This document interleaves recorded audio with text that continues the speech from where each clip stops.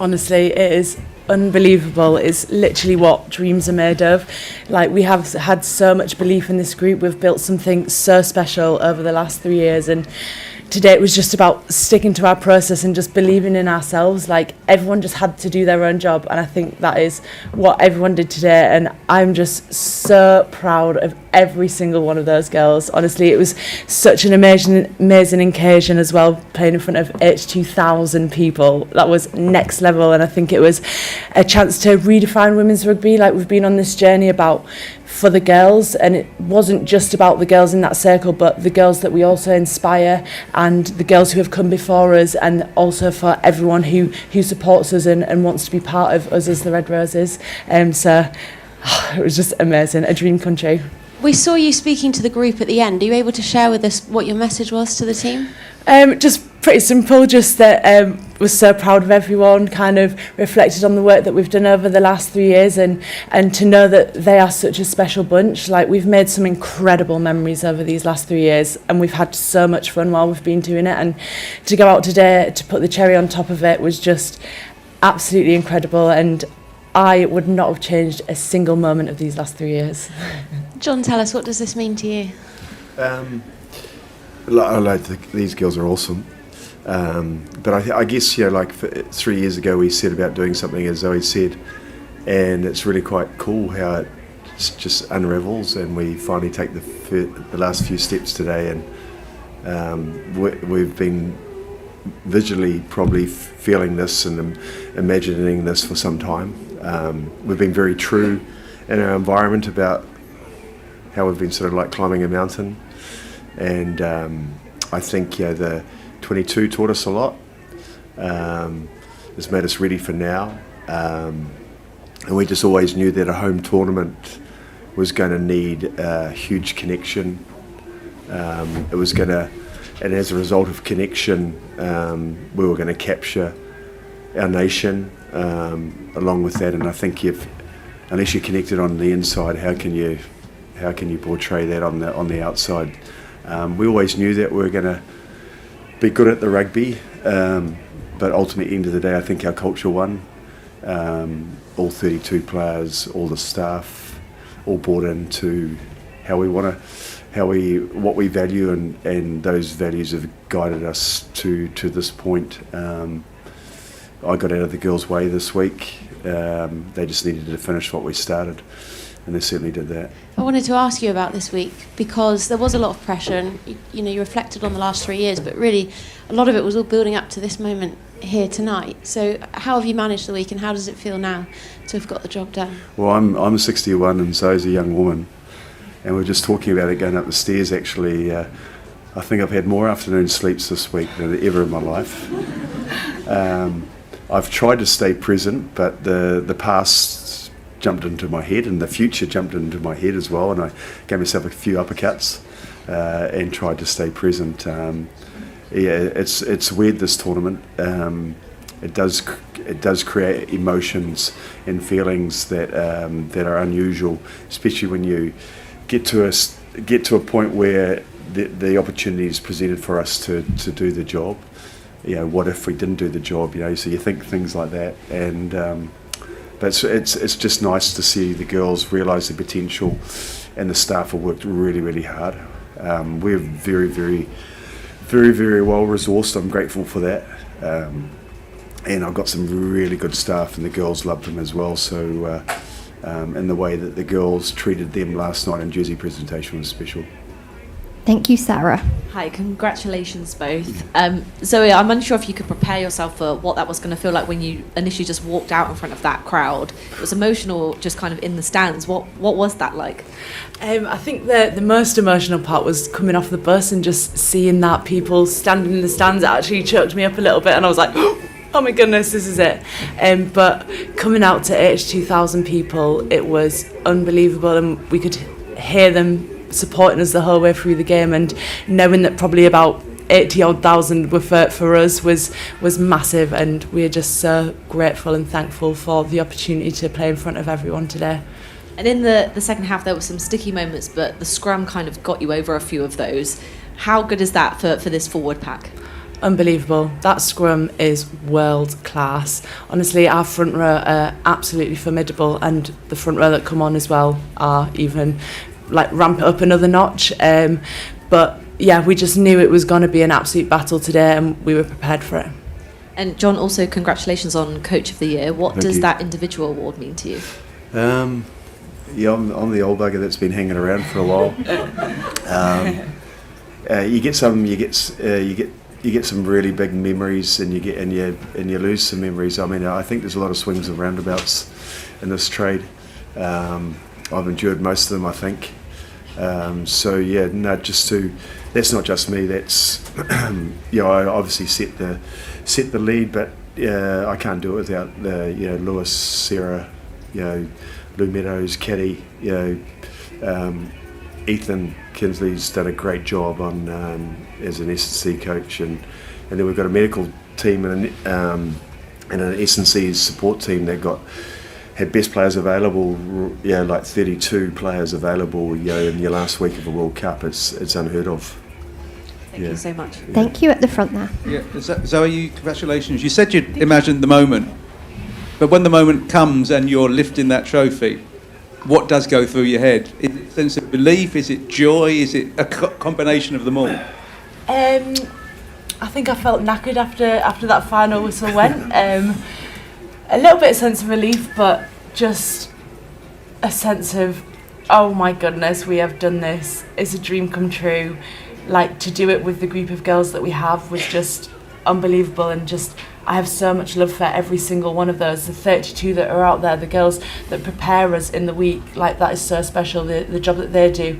Emily Scarrett bringing on those messages, being nice and calm, and it's just so special, like how we work as a whole unit, and it's taken 32 of us to be able to do today, and the staff that we have been absolutely incredible, to put us in the best place that we have, and we are just so grateful for this opportunity. Obviously, it's been a long chapter, a long few years. Is this the end of the chapter for you, or the start of the next one for your team? Well, we will enjoy this moment for as long as we can, and then we're winners, so we'll probably go again and want to do it again the next time it comes around. But for this moment, we are being present in this moment, and we are going to have a blast these next couple of weeks. Yeah, I think we wrote the final chapter of a story today, so we've probably finished one book, and we'll leave the next chapter for when that is in April, is it, I think? Yeah. Thank you on the left there. Hi John, congratulations. Yeah, when you talk about experiencing pretty much everything rugby's had to offer, I just wondered where this ranks for you in your career. Is it the best thing you've achieved? It's big. It's big. It's like to be part of a winning World Cup side is huge. Sometimes you look back and you go, geez, certain tournaments elude you. I must admit, I'm only normal. I could be sitting here going like, well, it never brought closure to a World Cup. I have now been part of bringing closure to a World Cup, which is very fulfilling. And maybe a question for both of you. As you alluded to, John, the RFU's invested heavily in women's rugby. Today is obviously a great sort of success on the back of that. What would you both like to see happen to sort of build on this for the future of women's rugby in England? Sure. I just love seeing 100 English girls playing in PWR. I'd love to see more play. Then I can have the opportunity to even select more. But hey, the league is a great competition because we're playing against other world-class players in the competition. But we've still got to be mindful that we've got to grow our English players. But if you look at the 32 that have accomplished greatness and have been phenomenal for a large part of the last 3 years, to me it's only come because of the depth that we've created, and we've got to make sure that the pathway is enhanced even further as a result of this performance, because we can dominate the world for a long time, but the world's going to get better because people are starting to recognise how to resource their programs. This is just the start. You just saw an unbelievable atmosphere, and if this is the start, look at what the future's going to look like. Thank you. On the left there. Thank you. Zoe, absolutely love the camera. How special is it to be able to live and capture these moments and memories as well? Yeah, it's been amazing. I think Ellie got us these cameras at the start of the World Cup to capture moments as we go through, and I've only just pulled mine out today, so I'll be capturing a lot of moments tonight. But yeah, it's just been a special time, and I think it's not just been about this end point, but it's been about the whole journey for us. Like, we've made sure we've enjoyed that process and had fun while we've built up, and I think that's what's made this team so special, because we've had that culture and we've loved doing it together. Thank you, Tom. Congratulations both. Zoe, you mentioned Emily Scarrett there bringing some messages on during the game, but how important has she been this week, and also the other 2014 World Cup winners been, and the messages that they've been delivering throughout the week? Yeah, they've been so influential. Skaz is just such a calm head, and when she brings those messages on, it's just so calm. I've spoke to her about how we were going to connect this week, and she was right on board to do it. And she's just been, her and Marley have just been incredible with their experience, their knowledge, and just kind of guiding us girls around dealing with kind of the sort of pressure and just their experience in a World Cup has been absolutely unbelievable, and I couldn't thank them both enough for what they've brought to this team this World Cup. Thank you. On the left. So congratulations. Thank you. You said about you're celebrating for the weeks to come. Can you tell us firstly, how are you celebrating tonight? What's the team doing? I don't know if I should say that because then everyone will follow us, but I think we'll just have some good celebrations in the changing rooms. I think that'll be my favourite part. I just love winning and just being together in the changing rooms, and then I think we're here for a bit and then head down the road for a little bit as well and see where the night takes us, really. Great. And today, of course, there were some children on the pitch with Hallie and Oliver. Could you just speak a little bit about the mums in the team and what it meant for them to have the kids there?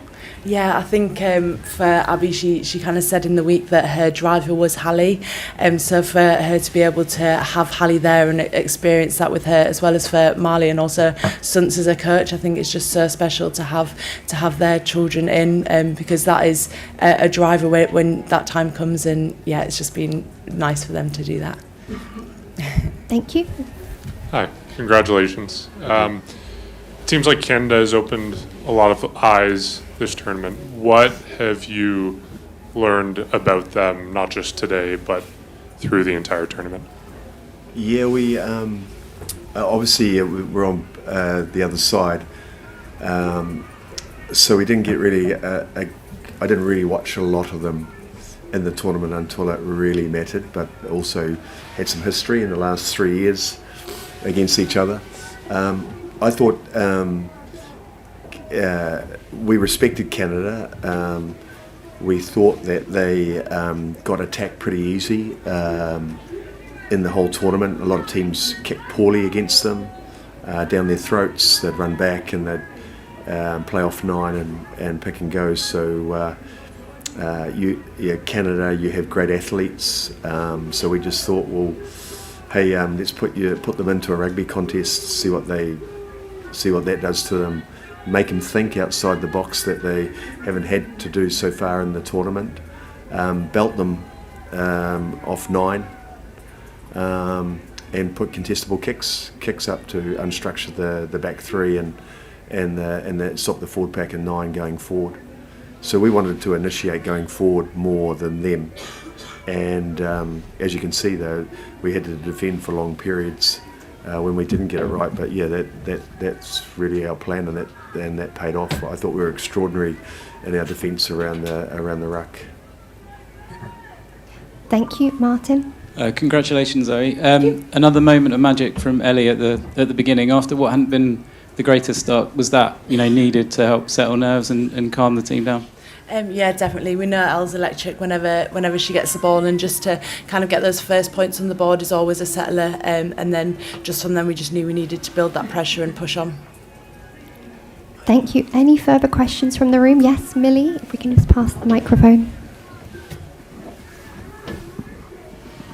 Thank you. John, you talked in the week about joining the team and wanting to take them from good to great. Do you think you've done that now, and where does this team sit in the kind of history of women's rugby? This is a phenomenal team. It has been good, very good, but we needed to bring closure to what we set out to do 3 years ago today, because to me they are phenomenal. Just look at 60 odd games in 8 years, is it? And we're still on a trot of 32, and we've won a World Cup, and we've had to I guess it's our only reference for talking, isn't it? Imagine if you were writing the other way. It'd be quite different, but greatness is deserved, I think, because we know that we can win. So is that how you and the team see yourselves now with the trophy? Do you feel like you maybe are the greatest team that women's rugby has ever seen? It definitely kind of feels like that. Obviously we've had 32, I think, wins in a row. We've finally put the cherry on top of the cake with the winning the World Cup, so it feels great at the minute. Thank you. Cool. Thank you. Any further questions from the room? Yes, thank you. Final question.